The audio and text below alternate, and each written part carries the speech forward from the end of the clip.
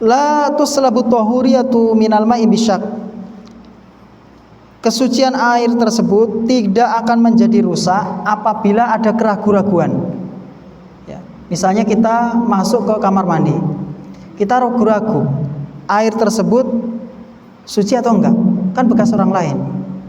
Enggak tahu nanti orang lain bahwa mungkin kena najis, ragu-ragu dia.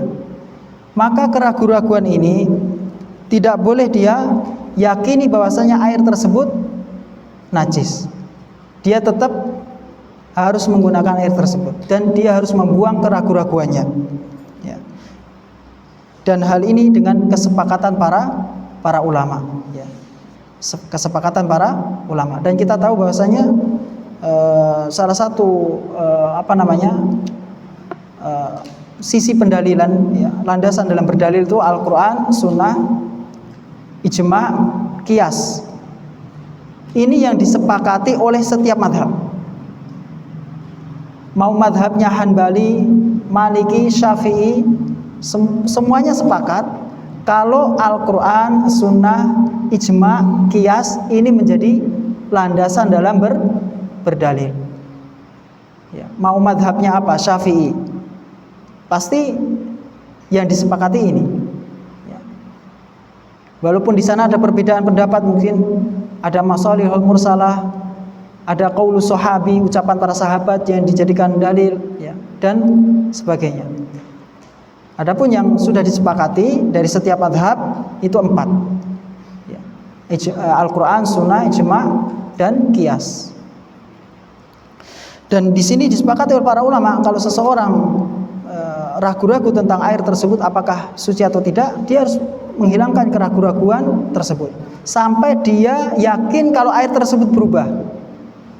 Ya. Kalau dia yakin air tersebut berubah, baunya ternyata bau kotoran, ya. Ya. Atau bau air kencing misalnya, ini dia keraguan-raguannya hilang disebabkan karena melihat air tersebut berubah. Ikhwan dan akhwat yang semoga dimuliakan Allah Subhanahu wa taala. Kemudian berkaitan tentang najis yang di situ ada nas dalil yang menjelaskan. Ana sedikit jelaskan. Jadi ayat Al-Qur'an atau sunnah itu ada tingkatan dalam memahaminya. Kita mengetahui yang pertama dikatakan nas, disebut nas itu apabila tidak mengandung kemungkinan yang lain. Tidak ada kemungkinan yang lain. Ini namanya nas, jelas. Tidak mengandung pemahaman yang lain. Ini disebut nas. Contohnya apa?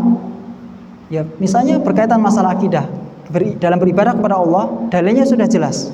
La in asyrakta la yahbatanna amaluka wa la takunanna minal khasirin. Jelas.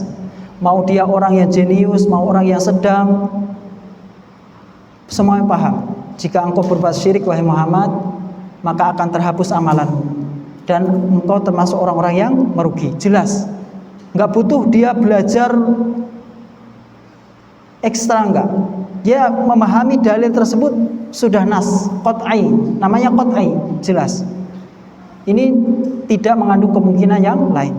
Adapun yang dimaksud zahir itu masih mengandung dua kemungkinan pemahaman. Hanya saja salah satu dari kemungkinan pemahaman ini lebih jelas dibandingkan yang lain. Anda jelaskan secara global dulu ya. Jadi seperti itu. Ada nas, kemudian zahir. Kemudian ada yang sifatnya mujmal. Mujmal itu dua kemungkinan ini sama. Dan tidak bisa kita memilih salah satu. Tidak bisa menguatkan salah satu karena kemungkinan kedua-duanya ini bisa digunakan. Ya, pemahaman. Kedua-dua pemahaman ini bisa digunakan. Contohnya apa? Seorang wanita apabila dia ditalak oleh suaminya, berapa masa iddahnya untuk bisa rujuk? 3 kali. haid atau tuhur. Oleh karena itu dalam ayat dijelaskan wal mutallaqatu yatarabbasna bi anfusihinna salasata quru. Wanita-wanita yang ditalak hendaklah dia menunggu 3 kali quru. 3 kali waktu. Waktu di sini apa? Haid atau tuhur? Haid atau suci? Di sini terjadi perbedaan di kalangan para ulama dan tidak bisa kita memaksakan udah pendapat kita, nggak bisa. Ada yang memilih tuhur, ada yang memilih haid hitungannya. Ini yang dimaksud mujmal. Ya, jadi ini kita butuh membaca penjelasan para ulama tentunya. Ya. Oleh karena itu, anak sampaikan di awal tadi, jangan sampai ketika kita membahas fikih dalam masalah mudah dalam menyalahkan orang, jangan. Oleh karena itu di antara perkataan salah seorang ulama, kullama zadal ilmu mar'i qalla inkaruhu. Setiap kali bertambah ilmu seseorang, maka semakin sedikitlah pengingkarannya terhadap orang. Semakin sedikit. Kalau kita bertambah ilmu, semakin banyak baca, akan sedikit pengingkarannya. Karena dalam masalah ijtihad ini nggak boleh diingkari. Dalilnya ada. Sebagaimana Nabi SAW, idza jtahadal hakim fa in asaba falahu ajrun wa in akhta falahu ajrun wahid. Apabila seorang hakim itu berijtihad, dia mencurahkan segala tenaga untuk mengeluarkan hukum dari Al-Quran dan Sunnah, dia ijtihad. Kalau benar dia dapat 2 pahala.